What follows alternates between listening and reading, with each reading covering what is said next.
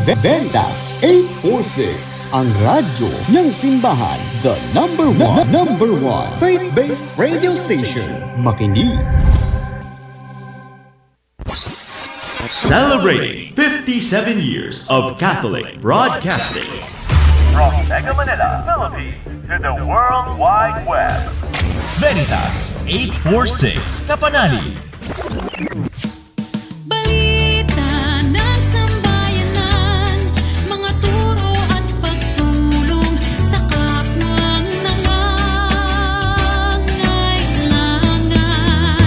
Veritas 846, ang radyo ng simbahan. Member, Catholic Media Network and kapisanan ng mga broadcaster ng Pilipinas.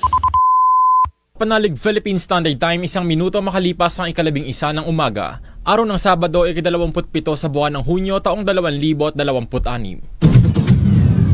Narito ang Veritas News Alert Nationwide. Nananawagan ang Conference of Major Superiors in the Philippines o CMSP sa mamamayan na magkaisa sa pananalangin at sama-samang kumilos para sa katotohanan, katarungan at tunay na pagbabago ng bansa. Ayon sa samahan ng mga religious superiors, mahalagang humingi ng gabay ng Diyos at isabuhay ang pagbabagong loob upang matugunan ang mga hamon at suliraning kinakaharap ng lipunan. Bilang bahagi ng panawagan, inaanyayahan ng CMSP ang publiko na makibahagi sa banal na misa sa June 28 sa EDSA Shrine na susundan ng marcha patong sa People Power Monument at prayer gathering na magtatagal hanggang hapon. Hindi din mga kalahok na magsuot ng puting laso bilang simbolo ng pagkakaisa, pag-asa at paninindigan para sa katotohanan at katarungan. Iginit ng CMSP na hindi dapat manatili sa panalangin lamang ang pananampalataya, kundi dapat ding maisabuhay sa pagsusulong ng mabuting pamamahala, pananagutan at pagmamahal sa bayan. Pangungunahan ni Kidapawan Bishop Jose Corin Bagaforo, convener ng Interreligious Leaders Council for National Transformation at White Ribbon Movement ang pagdiriwang ng banal na misa sa EDSA Shrine. Magpapalik mga balita mamayang 1:00 ng hapon na kanyang kapanalig Maria Navales Pulgo, sumainyo ang katotohanan. Abangang muli ang Veritas News Alert Nationwide. Ang balitang ito ay inihatid sa inyo ng Renalyn. Renalyn, araw-araw. Programang titimbang ng katotohanan sa usapang panlipunan. Veritas. Magpapayabong sa moralidad ng bawat Pilipino. Veritas. Magsusulong ng mga doktrina ng simbahan sa sektor ng ekonomiya, politika, kultura at kalikasan. Veritas. Tuwing Sabado, kasama si Reverend Father Jerome Ceciliano. Veritas.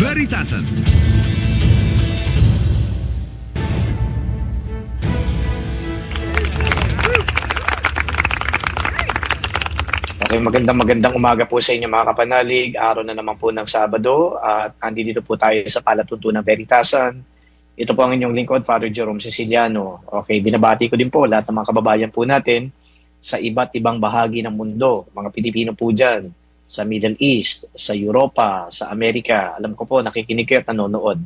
At ngayon pong umagang ito, pag-usapan po natin yung pong nangyari, na krimen dyan po sa Leyte, kung saan sangkot po dito ay mga underage. At makakapanayan po natin si Dr. Randy De Leosa. Siya po ay isang clinical psychologist at saka psychotherapist. Magandang umaga po, Doc. Welcome to Veritasan.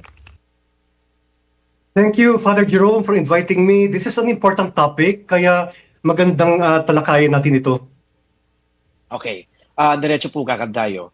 Doc, maraming mga spekulasyon. Tawag ko dito spekulasyon eh.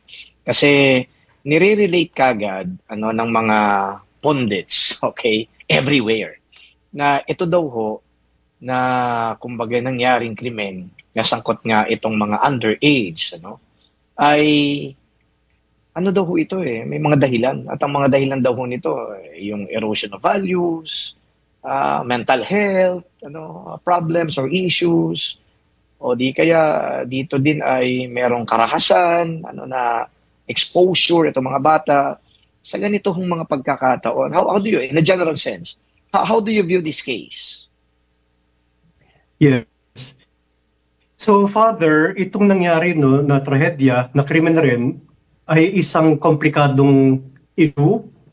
And so, hindi natin pwedeng sabihin na meron lang isang cause or meron lang isang factor?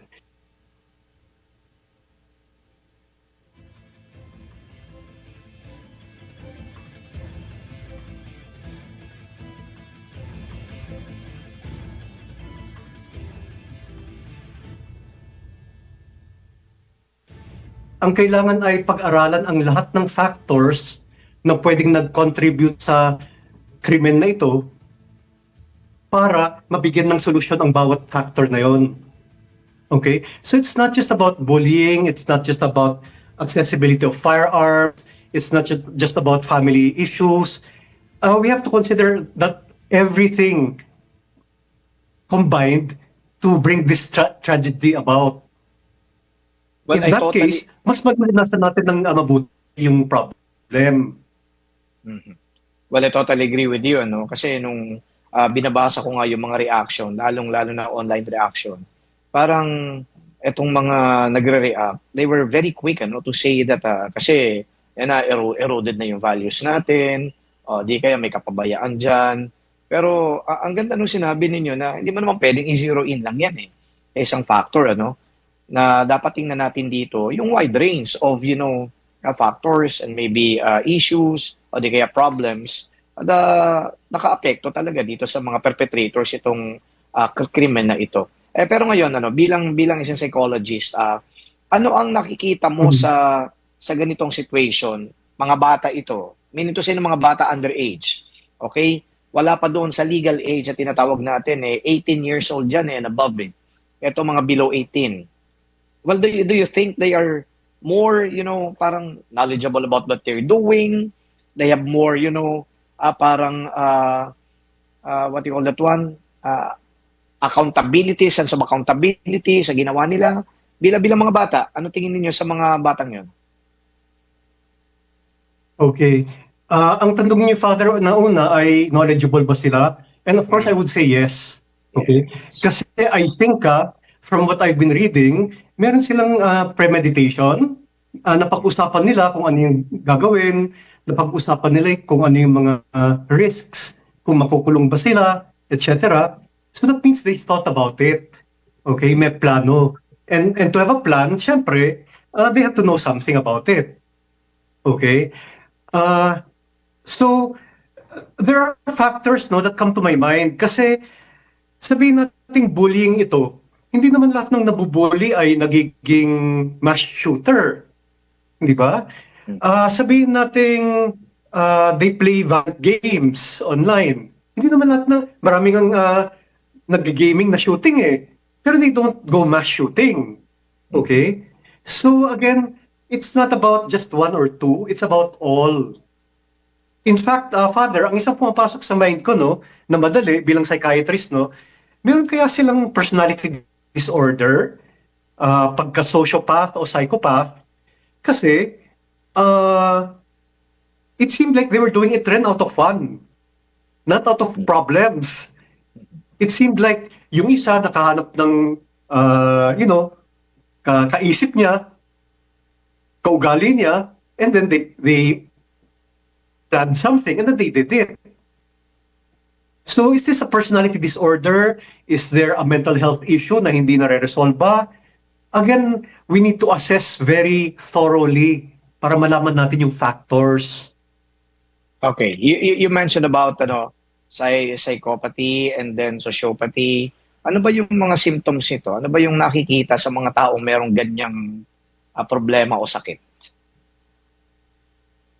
Nako. Okay, ang sociopath o psychopath ay mga taong criminally minded kahit sa pagkabata pa lang o pagka-teenage. So, nakakaisip na sila ng masasamang gawin, okay? Like stealing or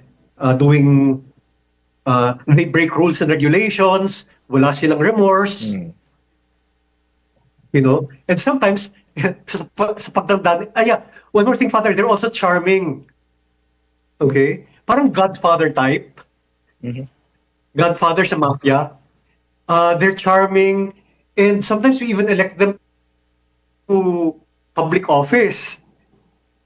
Kaya, ayun, that's another thing. Baka naman na-influence rin sila ng culture of impunity na nangyayari ngayon. Diba? If they hear it in the news, then probably it's okay rin for them.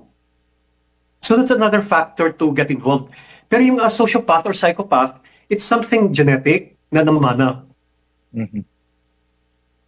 So meaning to say, yung ganitong mga manifestations, makikita mo na kagad yan kahit bata pa. Halimbawa ho, yung simpleng pagbe-break ng rules sa bahay, tapos parang wala lang sa kanila yon at hindi sila yung tipong nako-correct. And then napaulit-ulit na ginagawa nila, parang wala silang remorse, parang okay lang, hindi sila affected. Pwede mo bang sabihin na manifestation na yan ng ganyang sakit? Yes. If it becomes a long-term pattern. A pattern. Okay. Kasi mga bata naman, and even us, sometimes we break rules and regulations, sometimes intentionally, sometimes hindi, pero hindi naman pattern. Okay? And kapag pinagsabihan na tayo or na-punish na tayo, na-penalize, we already learn our lessons. Pero ito, they seem to have fun in doing it. Para sa kanila, it's natural to break laws and they get a thrill from it. Doon tayo mag-isip na, baka there's really something wrong. Okay? Pero Father, hindi ko muna isipin na sociopath o psychopath kasi may mga karamdaman rin na psychiatric na parang ganun eh. Like for example, ADHD. May mga taong may attention deficit hyperactivity disorder or ADHD. Sila yung mga nagiging bullies, impulsive.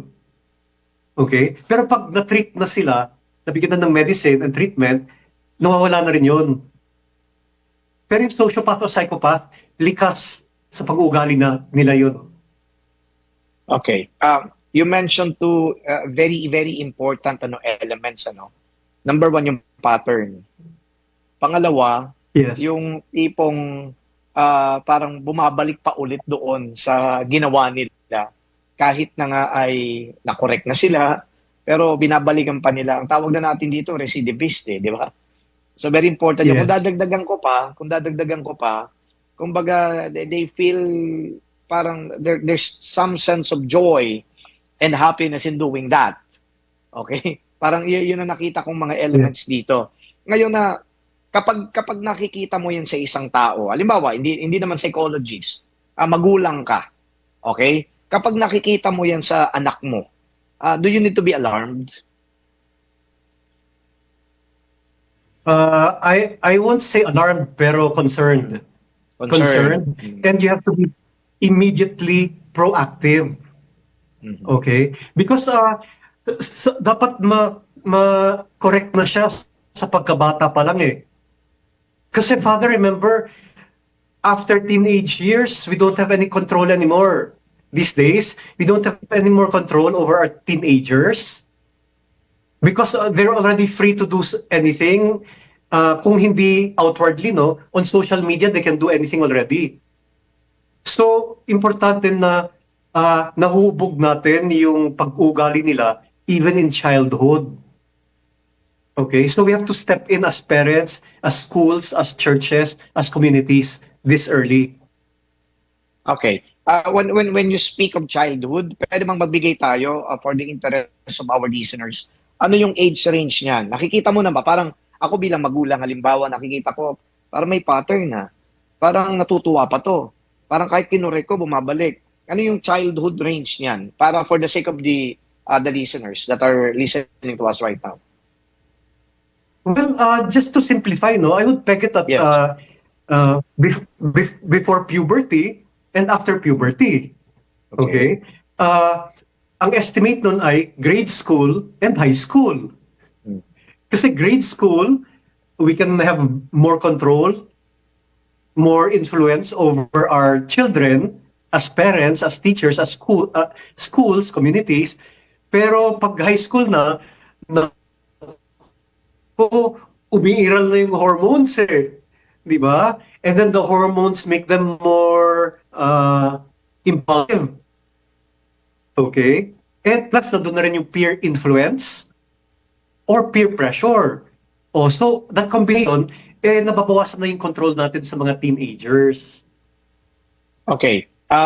Yung control ng magulang sa mga teenagers below puberty and puberty, pwede mo bang sabihin dito na yung mga magulang, iniintindi nila yung kanilang mga anak kasi bahagi ng kabataan nila yan eh.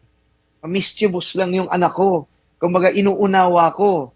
Pwede mo bang sabihin yan sa magulang? Samantalang nakikita nila yung ganitong mga, manifestations. Kasi may mga ganun din eh. Mag-asawa yan, babae, lalaki, yung tatay at nanay. Meron dyan na good cop, bad cop. Huwag mo na nga gaganyanin ng anak mo kasi bata pa yan eh, hayaan mo na. Di ba? So, how do you advise parents along that line? No, Father, those are real relationship issues na mahirap sagutin. Okay? Kasi case to case yan, person by person yan. Person to person. Ang masasabi ko lang, hindi ko muna itatakil yung relationship ng magulang sa child, sa kanila, sa isa't isa.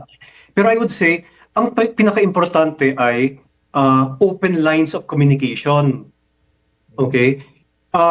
The child has to feel safe and hindi judged para makapag-open up siya and makapag-share. Okay? Yun ang unang step. Open, close, warm relationship. And pangalawa, siguro I would say, pwedeng the parents can disagree with each other, pero they have to make some common ground rules. Okay? And kung nahirapan sila gumawa ng common ground rules, then they need a third party like a mediator or a counselor to help them create the ground rules. Otherwise, mahahati yung bata sa good cop or bad cop.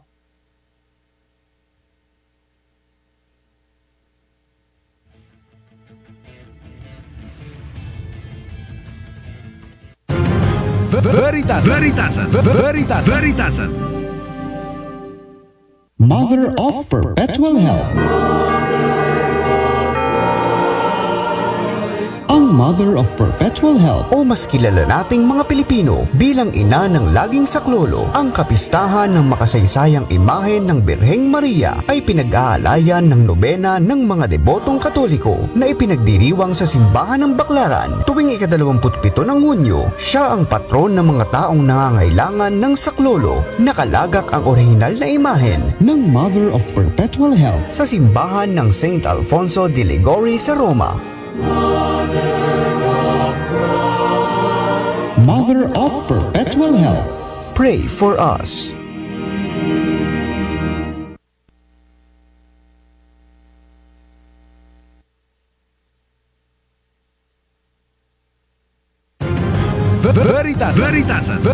Veritasan.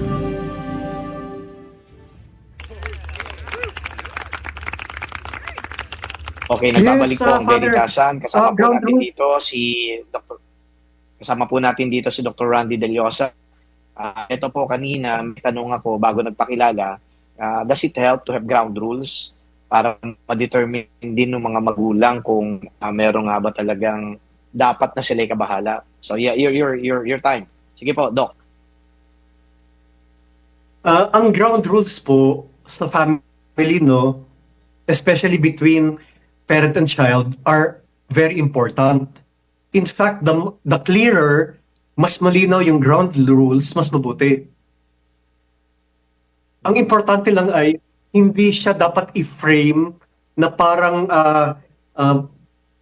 dapat sundin mo, hindi dapat fear-based. Hindi dapat fear-based, kundi dapat i-frame siya na parang para mas maging harmonious yung relationship ng family. Kasi kung mag-impose lang tayo ng ground rules, then it becomes dictatorial. Parang dictatorial na yung parents, parang masyadong authoritative, a worse authoritarian. So ang important ay makip natin bilang parents ang authority natin, pero at the same time, hindi dapat i-sacrifice yung warm relationship and openness. Okay.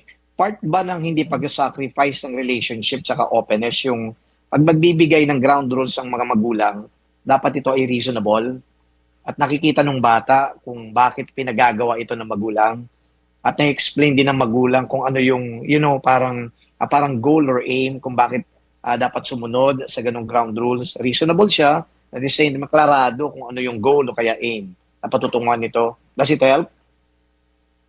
Father, that's perfect. That's ideal. Kasi kapag ginagawa niyo yun, binibigyan niyo ng context. So, dahil hindi lang para sa anak, pero sa relationship mismo. Okay. Okay? So, kapag naiintindihan ng bata yun, di mas matatanggap niya. Okay? And pwede rin i-point out yung consequences. Like, alam mo anak, kapag hindi mo nagawa to, ito yung pwedeng mangyari. And lahat tayo, syempre masasaktan, magsasuffer. You know? Kaya meron tayong rules and regulations na dapat rin naming sundin. Kami mismo, mga parents mo. Dahil ang importante sa amin ay maganda yung relationship natin. And kung meron kaming penalty or punishment na ibibigay sa'yo, hindi naman out of anger yon o hatred eh. It's para mas bumuti yung character mo at relationship natin. So, Father, may context na binibigay. So you see, Father, nako, it takes a lot of effort eh. Diba? From the parents to build up a child. So in your profession, na ito bang nangyari diyan sa Leyte? Is this a recurring, case? Or masasabi mo na ito ay parang isolated case? Father, yun ang isang nakakabahala. Just because this happened, it was, publicized intensely in social media, then merong mga bata ngayon na magkakalakas ng loob to actually do it. Okay.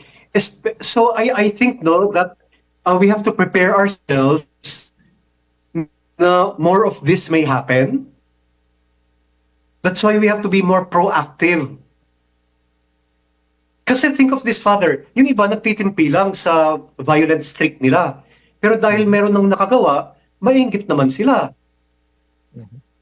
In fact, hindi ba sa social media, just because this happened, meron na silang nahuling bata on social media threatening to also shoot sa school. Buti na lang nahanap nila. So this is going to start a precedent sa pangyayari. And yung antidote sa ganito is preparedness, proactivity. Dapat may plano na tayo. So how do you prepare and plan?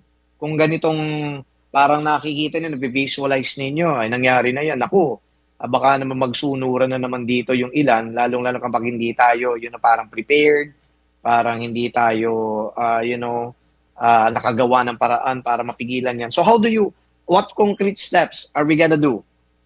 Bilang taong simbahan, yung mga magulang na nakikinig ngayon, sa schools, everywhere, ano pwedeng gawin? Father, that's such a big scope. So we have to break it down into units. Okay? Like for example, sa family, ang importante, yung mga magulang unang-una, i-assess ang sarili kung ano yung pagbabago na kailangan nila para mas maging mabuting magulang. In the sense na hindi sila judgmental, hindi sila dictatorial, and dapat yung sarili nilang addiction sa gadgets makontrol. Okay? And they should foster, dapat maganda rin yung relationship nilang mag-asawa para hindi nag-escape yung bata through gadgets. So you see, yun pa lang, marami ng solution eh. How about the kid? Alam naman natin, Father, na ginagawa nating yaya eh, yung gadgets, di ba? I'm a mother, I'm busy. I'm a father, I'm busy. Wala tayong perang kumuha ng, yaya. So let's just make the gadget the yaya. And then we don't monitor naman yung gadget use nila. So, kailangan i-assess yung family situation, yung relationship ng parents sa isa't isa, yung relationship ng magulang at saka yung child, and then i-resolve kung ano man yung mga small issues. Okay? Dito sa batang ito na nag-mass shooting, feeling ko under-supervised. Under-supervised. Kasi baka marami siyang time sa games. Okay? Bukod dyan, yung accessibility ng guns, so under-supervised eh. How about naman sa school? Siyempre, kailangan nilang gumawa ng approachable, friendly mental health programs. Okay? Para sa buong school, para sa small groups, para sa individual. And the counselor should be approachable and friendly. Okay? Sa church naman, Father, the church has to be a bit more creative. Kasi most people already know morality eh. They know really what's right or wrong, pero hindi tumatalab. So ang kalaban rito kasi ay morality versus what they actually see on social media. So kung baga, cognitive lang yung morality, pero mas strong yung attraction at yung influence or pressure from social media. And the church cannot compete with social media. So now the church cannot also be moralistic. Kasi ngayon, allergic na yung mga Gen Z and Gen Alpha eh, sa moralizing. Like Father, for example, kapag may magulang na nagsabi, sa panahon namin, ganito eh, bakit kayo hindi? Kung ang parent ay nagsabi doon, na-break na yung rapport. Yeah.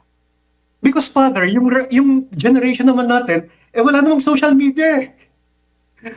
Wala namang yung gadgets natin, di ba, ang bibigat? Ngayon, it's a cellphone, and the world is in the cellphone. So the church and the family have to keep up with the times by being creative para mas strong ang pull kaysa social media. Okay. You mentioned about the church being creative. Okay. How do you think the church should do? Okay. What do you think the church rather should do para maging creative? Bigyan nyo kami ng tip. Kami bilang mga taong simbahan. Yeah. Siguro, Father, you know what? Feeling ko, it's about, yung edge doon ng church is about person-to-person relationships. That's something they don't get from social media. Di ba? In fact, if you think about it, sa kabataan natin, we write letters and mas personal yun. And then we wait to meet other people. We really meet people. Ngayon, okay, we go to church, pero there's really no interaction, there's no relationship, there's no friendship. Okay? So it's about siguro creating human relationships and then being given to share, being given a safe space to share even their doubts, their anger, their skepticism, even about religion, even about God, and you're all welcome. I'm the church, and I'll accompany you. Kasi Father, minsan ang nauna ay yung even sa parents, ang moralizing kesa sa establishment of relationship. And I think yun ang edge. How can we create relationship among our church members? And activities rin. Okay. And activities. Meron akong follow-up question. Times are changing, Doc? Ibig sabihin nito, we want to establish rapport, relationship, with our constituency. Tawag namin dito parishioners. Sabi mo nga maging personal. Sagutin niyo po ito mamaya, yung tanong na to. Pero, meron din kasing malaking issue dyan eh. Baka naman sa panahon ngayon na antindi ng sexual misconduct, alam mo yon. Tapos, andi dito yung tipong baka ma-misinterpret, sinusulatan mo, di ba? Kailangan namin balansehin din yun eh. Pero, papaano din kaya on our part? Na bang safe din naman yung mga pastors? Sagutin niyo po yan mamaya, papakilala muna tayo. Okay, babalik po ang Veritasan.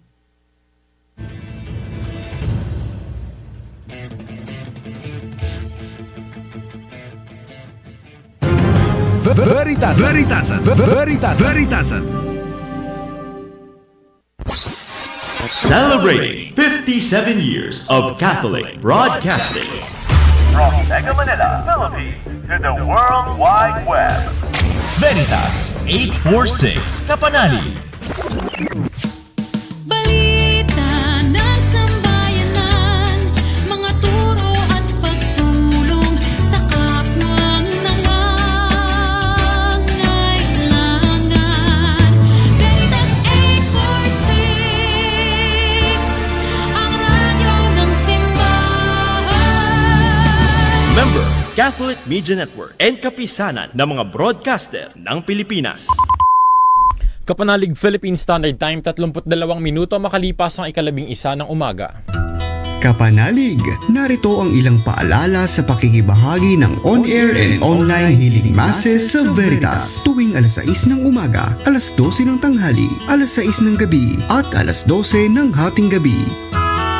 Maghanda ng isang munting altar at maaaring lagyan ng krusipiho at nakasinding kandila. Magsuot ng kaaya-ayang damit katulad ng isinusuot kapag dumadalo sa pangkaraniwang misa. Panatilihin ang katahimikan at sumabay sa mga pag-awit at pagtugon sa mga bahagi ng misa. Iwasan ang mga bagay na makakasagabal habang nakikiisa sa banal na Eukaristiya. Maaaring tumayo o umupo sa pakikibahagi ng Eukaristiya maliban na lamang sa mga may karamdaman. Sa bahagi ng komunyon, hinihikayat ang lahat na dasalin ng Act of Spiritual Communion bilang pagtanggap ng banal na komunyon. Kapanalig, ating ihanda ang sarili sa pakikiisa sa hapag ng Panginoon, ang hapag ng katotohanan at ng ating kaligtasan. Healing Mass sa Veritas. Abangan! Veritasan. Okay, mga kapanalig, balik po tayo sa ating talakayan. Maganda po yung mga pinapaliwanag dito ni Dr. Randy De Llosa kasi hindi lang po ito na pagtukoy doon sa legal accountability nung bumaril, pero tinatalakay na po natin dito yung mas impact nito. Nangyari na po yun eh.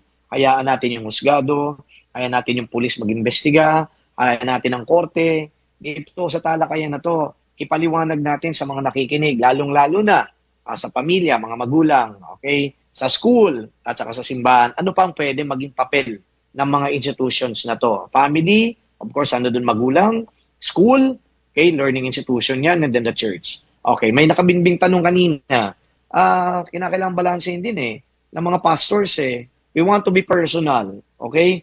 We want to be, to establish a good rapport, relationship, okay? May human touch ka nga. Bata, kailangan din namin maging maghinay-hinay. Naku, delikado. Baka kami naman madali. Okay, your take on that. Father, I may say, yes. Father, I also want to share na everything I say is on the spot. So, I feel na we can tackle this more deeply. Pero ngayon, ang gusto kong sabihin ay para rin siyang katulad ng psychiatrist or psychologist, na we also have ethical rules to live by. Okay? If you are worried about sexual misconduct, the way I handle it myself, because I also get temptations, it also enters my mind. Pero I'm very clear in my mind, just because iba yung context, no, ng pag-meet ko sa taong ito, bawal na talaga yun. I don't even try to entertain it. And then I create safeguards when I meet my own patients. Like for example, there's always a person nearby. Okay? And if I'm talking to a person, then I can be seen talking with a person. Baka may CCTV angle. So the person also feels safer because she or he knows that may mga safeguards yung session. Okay. So in other words, ethical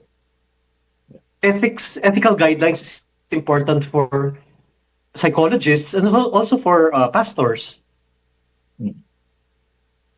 Okay. Yeah, a while ago, you mentioned about may mga tao dyan, mga bata, tumbukin na natin, mga bata dyan na parang nagkikimkim lang eh.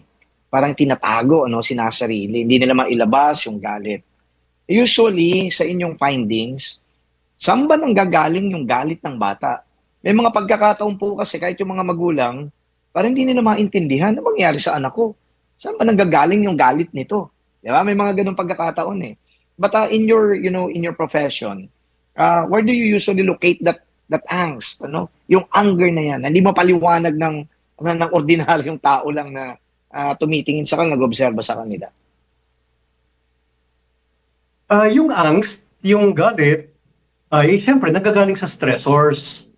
Okay? Okay. Tatlo po ang pwedeng pag-usapan ron eh. Stressors, yung mga nangyayari at this time na pwedeng nagpapastress and kinikimkim lang yung stress. Mga triggers naman, yung parang mag-uudyok sa'yo na ilabas yung galit o yung emotion, yun yung triggers. Okay? And then meron ring roots. Yung pinanggalingan, usually family, usually trauma, galing sa, or abuse, family conflict, nagagaling yun sa pagkabata. Yes. So, saan ito nanggagaling? From stressors, from triggers, and from roots. And lahat sila dapat himayin para matugunan thoroughly. Father, one more thing. Kapag iipon na, nasusobran na, pwede na maging depression, anxiety, or trauma. And then pwede pa rin ikimkim yung depression, anxiety, and trauma hanggang sumabog na lang. Okay. Minsan, lumalabas ito bilang manifestations. Hindi emotional kundi bilang isolation, poor grades, nawawalan ng gana, motivation, baka walang gana kumain, baka nagiging moody, baka bumabagsak in grades. So ito yung mga palatandaan na dapat bantayan. Okay. Maliwanag ko yung mga palatandaan na dapat bantayan. Pwede ba itong ma-fake nung taong concerned? Na parang he seems to be, parang ordinary, normal, okay naman yung performance niya. Pero na-fake ba yan? Na pwedeng maitago talaga ng tuluyan? So much so that you think that I see nothing wrong. Usually ganyan po eh. Di ba yung mga tao ngayon, normal naman yung batang yan. Hindi ko alam kung bakit nagkaganon. Di ba? Ganyan ang usual na reaction natin. So, ang tanong dito, na-fake ba yan? Unang-una, hindi ko sasabing fake. Unang-una, sasabihin ko, baka yung magulang ay hindi masyadong observant. Kaya hindi niya napansin. Pangalawa, baka kulang sa communication. Kaya hindi sila nakakapag-share sa isa't isa. Okay?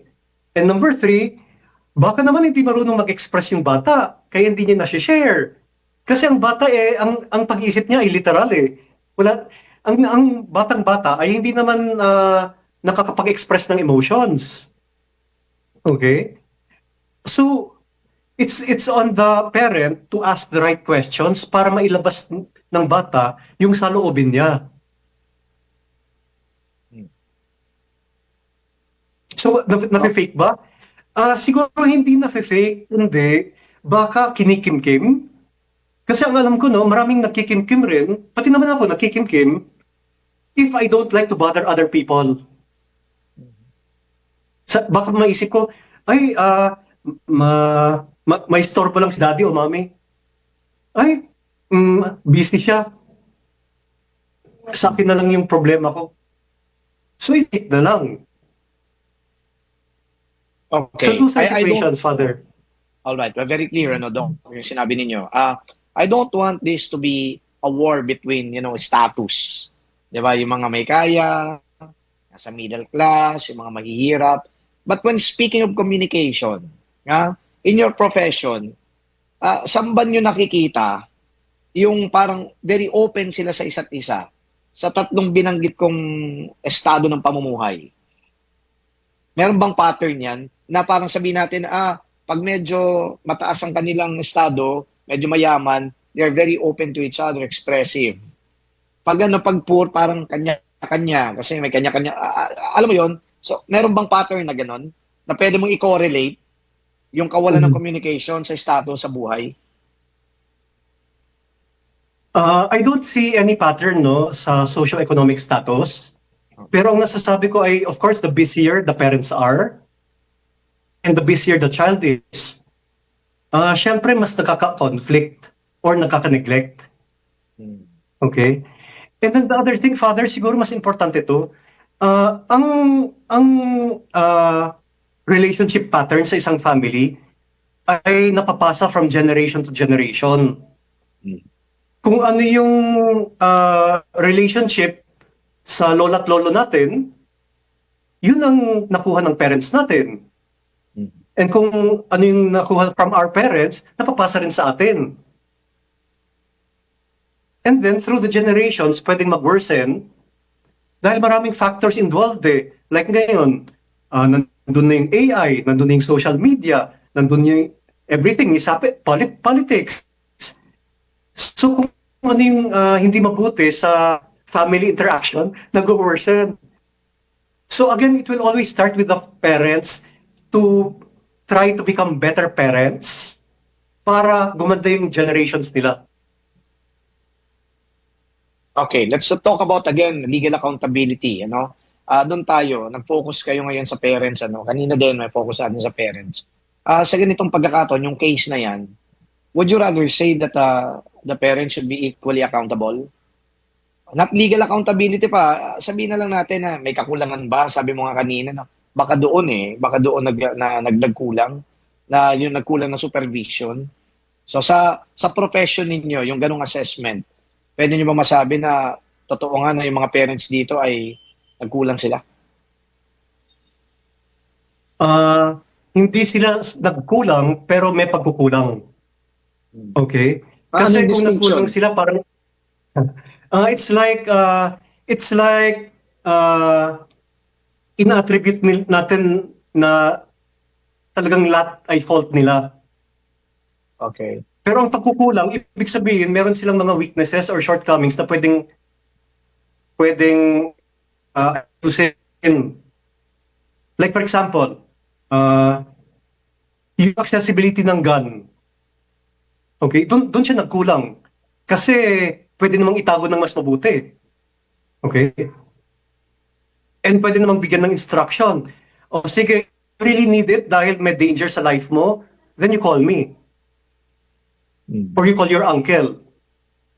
Okay? So, yun ang mga behaviors na doon siya merong kakulangan. Kasi we don't know.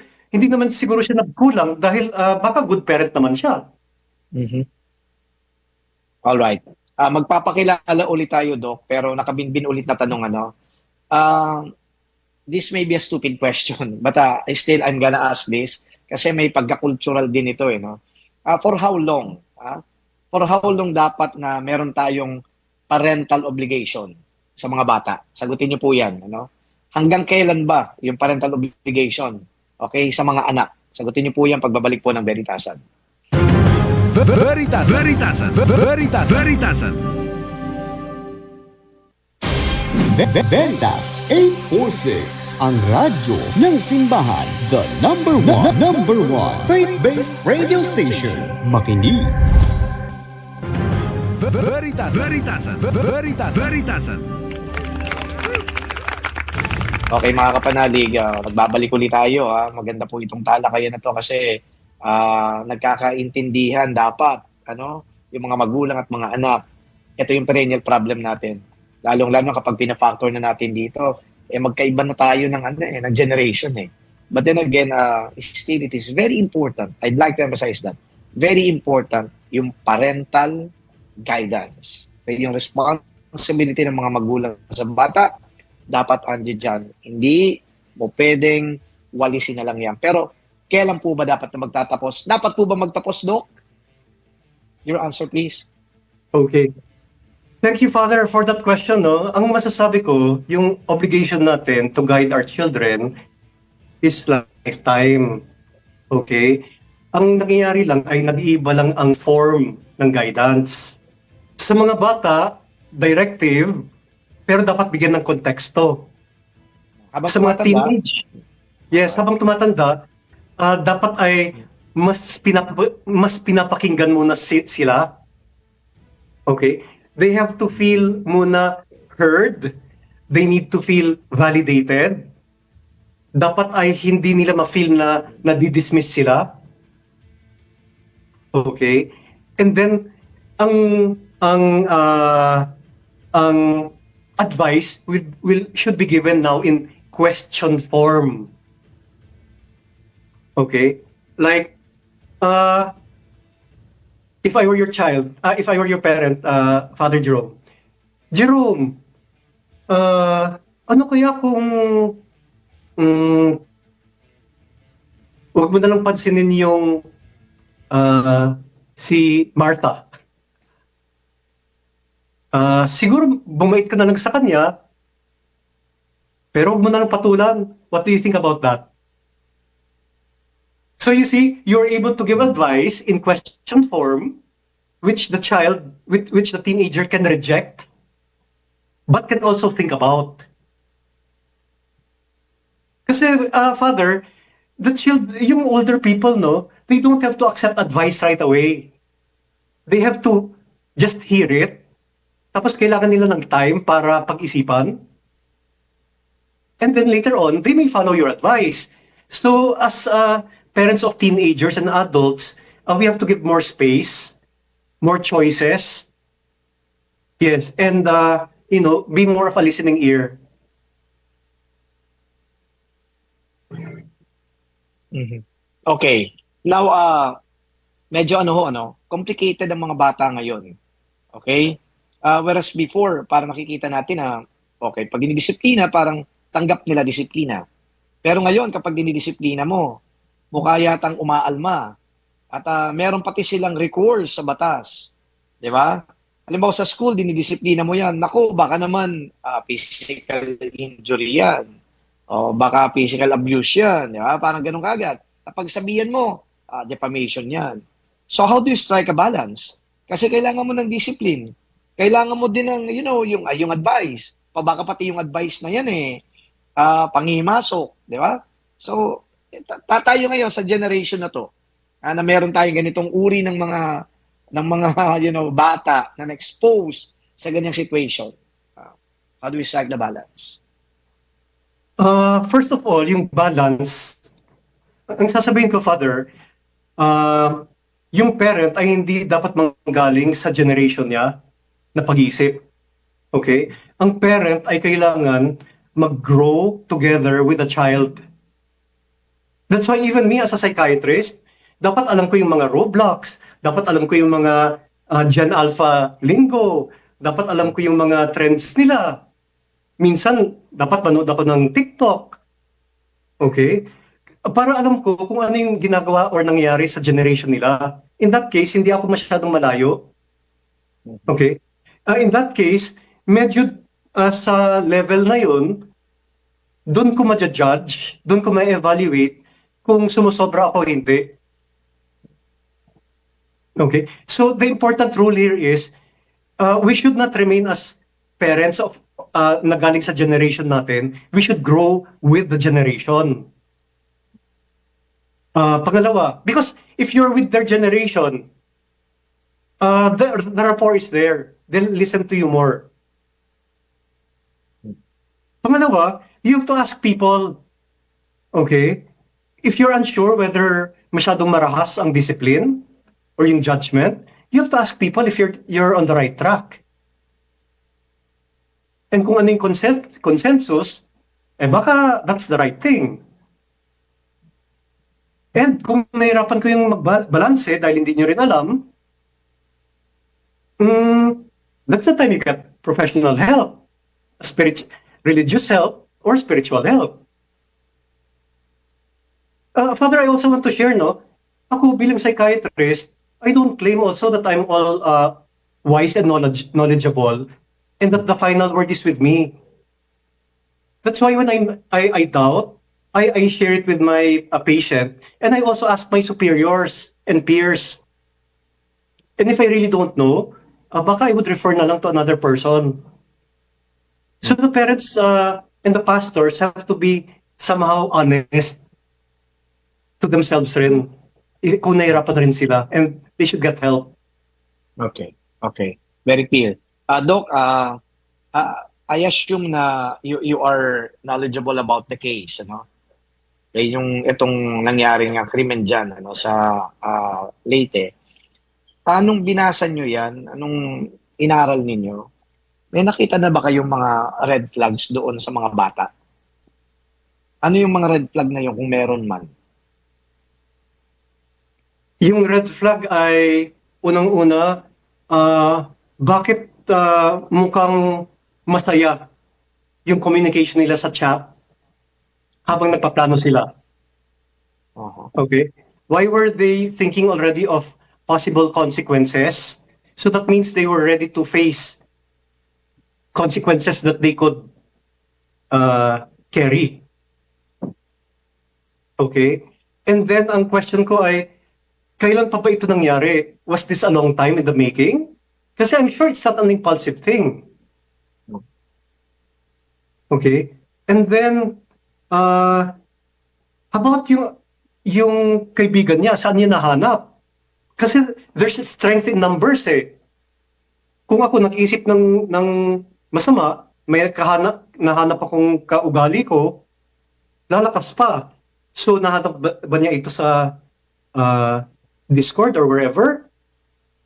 And Father, I want to bring up something, merong pangyayari ngayon na ang tawag ay nihilistic violent extremism. Okay? NVE, nihilistic violent extremism. Of course, naintindihan natin yung violent. Naintindihan natin yung extreme. Yung nihilism. Ang ibig sabihin ng nihilism ay itong mga batang ito ay feeling nila walang katuturan, walang meaning or purpose ang buhay. Kaya, so what if I kill people? What if I hurt myself? Wala namang katuturan ang buhay eh. Tuloy, it's okay for them to be extremely violent because there's no meaning to life. That is nihilistic violent extremism. And ito, Father, ay nangyayari dahil may mga predators sa online. Ginugroom sila na gumawa ng masama.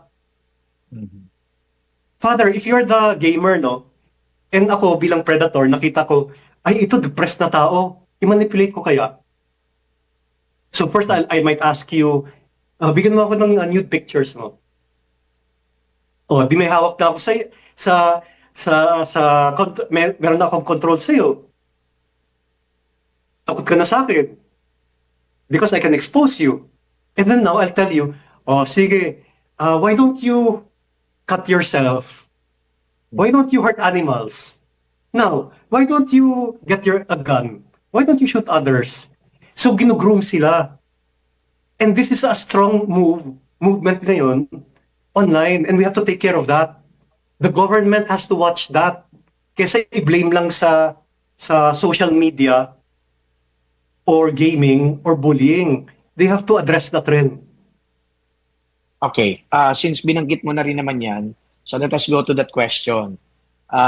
Na-discuss natin dito yung mga factors and you saw the pitfalls of, social media, specifically yung gaming na yan, where gamers can be manipulated.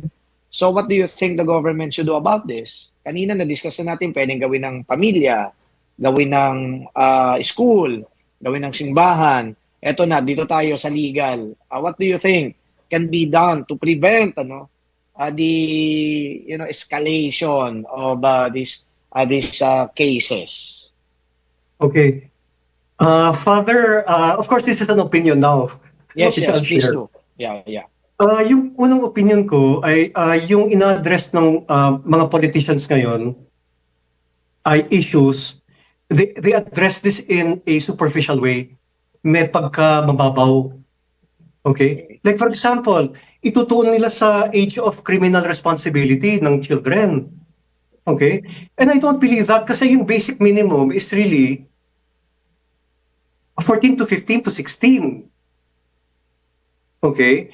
And before that, and even after naman, we have to, it's more about restorative justice and rehabilitation kesa penalizing as a criminal.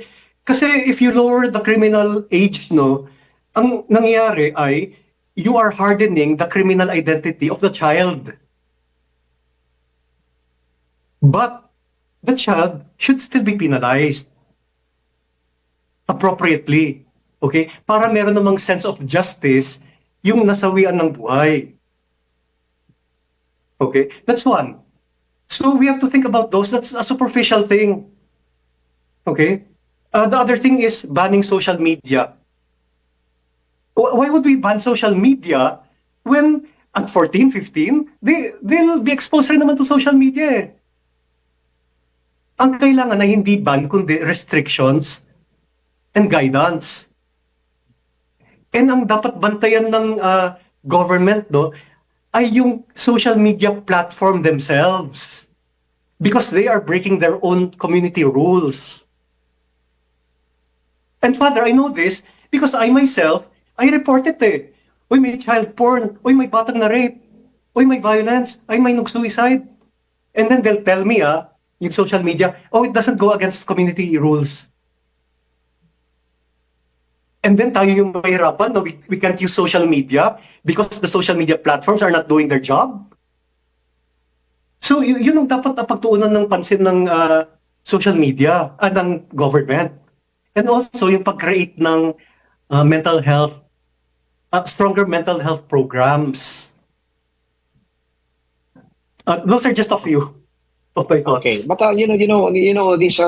these are very substantial, thoughts coming from you, especially since may background kayo kung anong pinanggagalingan talaga ng ganitong mga kaso. Diba? Kaya yung mga ganun palagay ko, nung pinoint out mo lang na parang malabnaw na ang debate dito, so may sentro doon sa criminal liability, yung age, sabi ko, I do agree with you. Magandang i-consider yung mga binanggit po ninyo, lalong-lalo na hindi nga po ganun kasimple lang yung ganitong pangyayari. It's much more complicated than just merely focusing on the criminal liability. But okay, Doc, maraming salamat dito Kasi alam niyo bang nag-uusap tayo, unang-una nare-reinforce yung mga dati na rin naman nating alam, okay? At pangalawa, nadadagdagan pa at naging klarado mas naging expansive yung kaalaman tungkol dito sa ganitong mga bagay. Last words po na pwede po ninyong sabihin sa mga listeners po natin. Mahirap magbigay ng last word after discussing so many things, Pero siguro the easy thing to say is sa mga biktima, nasawian ng buhay, na families na nag-grieve ngayon, mga victims, bantayan niyo yung sarili ninyo kung nakakaranas na kayo ng depression, ng anxiety, ng trauma, dahil meron namang hope at saka meron namang tutulong sa inyo.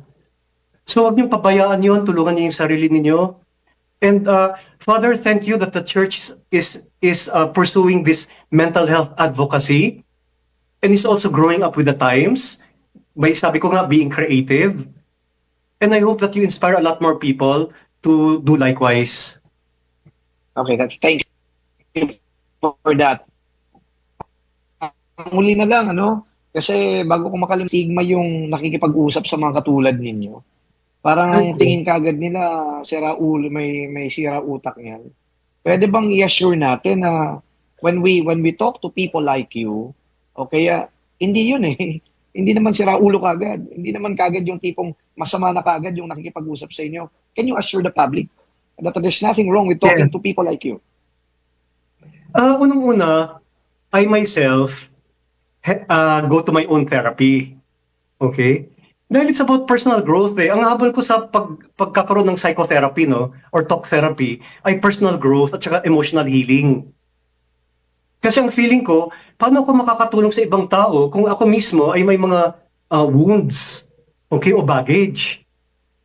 And para sa akin, I have enjoyed the process of talk therapy kasi it's about personal growth. And sigurado, ma-enjoy nyo rin. Isipin nyo na lang, kung nag-enjoy kayo sa mga spiritual retreats ni Father Jerome, isipin nyo na yung talk therapy ay parang personal one-on-one retreat nyo. Okay? Na yung mga personal issues nyo ay talagang matutugunan, hindi katulad ng general spiritual retreat na pang masa. Pangmaramihan. So I'm sure you'll enjoy it. Yeah. Yes. Okay, thank you so much, Dr. Randy Deliosa. Those are very, very significant sharing that you have. Kumbaga, sabi ko nga kanina, nadagdagan, nakaalaman at na-validate din yung mga dati na naming alam. So I hope that you can help a lot of people out there na maaaring, una, stigmatized, mawala yung stigma nila. Pangalawa ay yung dati nang merong ganitong situation, sana ay matulungan talaga at ma-cure pa ho sila. Maraming salamat po sa pakikinig po ninyo sa ating pong talakayan dito sa Veritasan. At sa susunod po na Sabado, magkarinigan po tayo ulit. Sana po wag kayong magsasawa sa pagsubaybay sa ating pong palatuntunan. Bukas po ay araw ng Linggo, huwag pong kakaligtaan na magsimba. Dito po sa EDSA Shrine, meron po tayong misa na nag-umpisa sa ganap na 9:00 ng umaga, merong 30-minute gap, and then hanggang 7:30 po yung panghuling misa, 7:30 ng gabi. Sumayin nyo ang katotohanan. Bye-bye and happy weekend. By the way, mag-attend po kayo bukas ay sa rally. Diyan po sa People Power Monument, ang White Ribbon Movement. Tinututulan po natin ang mga katiwalian sa ating lipunan. Bye-bye!